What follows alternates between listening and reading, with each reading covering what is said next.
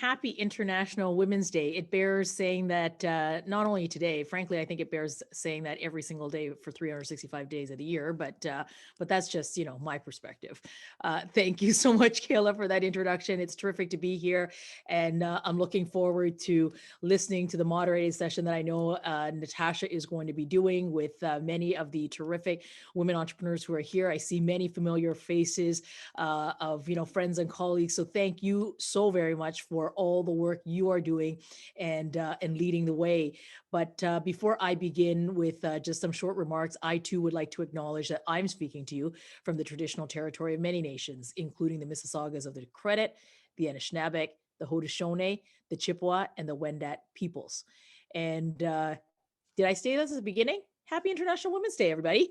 I want to really start by thanking the entire team at Startup Canada for your steady leadership and supporting entrepreneurs as we continue to fight this pandemic, and certainly preparing for this recovery and bringing everyone into it. It's really exciting to hear of the new programming that Kayla, you've just shared. So very, very excited and looking forward to always working alongside Startup Canada and all of the terrific entrepreneurs and certainly the women entrepreneurs here today and throughout your network across the country. And it is a treat for me to have Jason Easton, my chief of staff, who is joining us. Many of you know, because you've heard me talk about how terrific. Look at that, Tara. I saw her she was like fist pumping over there. But many of you have heard me talk about how humbled I am to serve in a cabinet with a feminist prime minister where half of my colleagues are women and the other half are men, and the intentional leadership that we as a team put to ensuring that we have full and equal participation by everyone in our, great Canadian country. But I also have a feminist chief of staff, and I said to Jason earlier, I said, Jason, you got to give me the numbers because I always look at those. So just to give you a sense of my team, and Jason will probably talk about this a little bit more, but 60% of my staff are women, 80% of my senior staff are women, and 100% of my senior directors are women. So I'm thrilled. I've got a great girl team, and I've got a feminist chief of staff working alongside. So we all do this together. There's no question about that. And on the week that is International Women's Day, followed by what can only be characterized as an extremely challenging year that has disproportionately impacted women and women entrepreneurs, I can't think of a better time to be talking with women entrepreneurs and the innovators here at Startup Canada. And since my very first day on the job as the Minister of Small Business and Export Promotion, and then with the addition of international trade, I've absolutely been focused on supporting women entrepreneurs and business owners. Many of you have heard me say this too as well, to start up, to scale up and access new markets, and to grow your businesses not only in Canada, but around the world.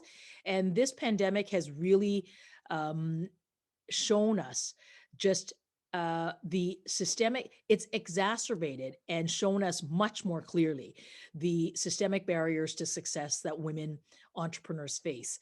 And it has shown it to us in the course of this pandemic. But you all know that it has been here and it has long time been here. We know that only 16% of Canadian SMEs are women-owned or women-led. We know that only 11% of women-owned businesses are currently exporting. So I'm thrilled to hear about the Startup Global Challenge. I'm thrilled to hear about, the startup women. And we know that we're going to have to keep doing the work to tackle those very real challenges of women entrepreneurs and businesses getting access to capital or the investment that they need to build their enterprises, getting access to the supports, the network supports, and the range of networks that Startup Canada, which I'm thrilled you're doing, along with many, many of the ecosystems across the country. And we know that if we simply advance gender equality in this country, we just need to do that one thing. I mean, I say it, but we do that one thing, we can add $150 billion to the Canadian economy. And I've been saying this as the international trade minister, because I now get to speak to many in the international audience. Folks, it's $12 trillion to the global economy by doing that one thing. So why wouldn't we keep doing that one thing, which is adding women to our economy, not only in Canada, but everywhere. So I'm thrilled and very, very humbled to be able to lead Canada's first ever women's entrepreneurship strategy, which our government created. It had a modest investment of $2 billion. It's $5 billion now across government, and these are investments to help women-owned businesses. It helps them get access to financing, the networks and the expertise that you need so that your businesses can indeed succeed.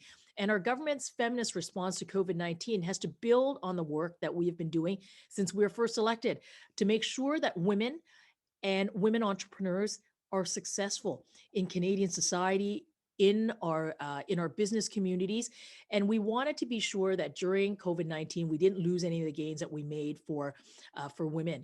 Um, it's wonderful to be able to lead the women's entrepreneurship strategy, but it worried me last year at exactly this time. My goodness, look at what we're staring down. We needed to make sure that we don't lose the gains that we were only just making. So we invested additional, made some additional investments in our ecosystem fund to make sure that those ecosystems that we stood up continue to have the support that they need so that they can help the women entrepreneurs. Out of the direct women's entrepreneurship fund, a couple of years ago we funded over 320 businesses through that fund. It was just a little over $30 million of investment, and it's terrific to see that those businesses continue to be supported and are doing okay. And the leaders and the innovators that are joining us today will recognize a couple of small businesses. There's some crossovers, right? Those that actually were recipients of that fund, but that are also part of the startup network. I thought I'd just shout out to a couple of them. Braze Mobility, who make wheelchair blind spot sensors and who've received support from the Women's Entrepreneurship Fund to scale their business. They also won Ontario's the export challenge, your export challenge, the pitch competition, and that is absolutely terrific. And I'm thrilled they're here. Deep Trekker, who I visited, and I always love telling the story about the underwater robots. Again, I mean, a recipient from the ecosystem funding, but also here, making remotely operated underwater vehicles and robots. I mean, it is super cool. And I can't wait to get back out there again to visit these extraordinary businesses, so many more.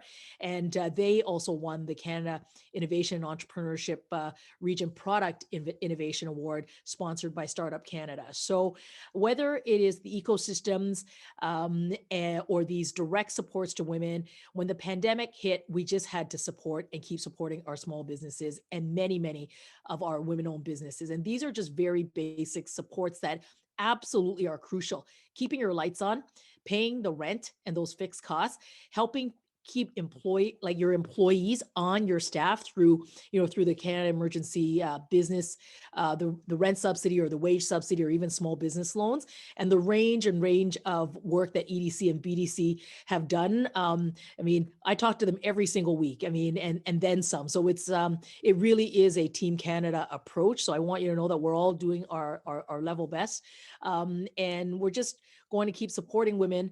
And the work that I just talked about are very much the economic supports, but it can't be just economic supports, right? It has to be the other supports as well, from income supports for raising children to paid parental leave to universal childcare.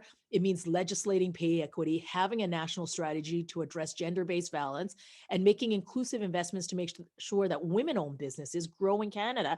And growing here means you grow abroad as well. So for us and this government, it's social policies, but these social policies are important economic policies. And there's still a lot of hard work to be done ahead, but I am totally confident that you're all ready to do it. We're all ready to do it together. So this is International Women's Day. So I encourage everyone, all of our incredible women entrepreneurs and business owners, and every single Canadian, to be candid, to take action in ways big and small. Support women, advance gender equality, and know that your government, myself, my colleagues, we're there right behind you. And with that, I'm going to throw it back to Kayla and to Natasha. And I'm looking forward to the conversation you guys are going to, I guess Natasha will host now, but thank you so much for giving me a little bit of your time so that I can chat with you this morning.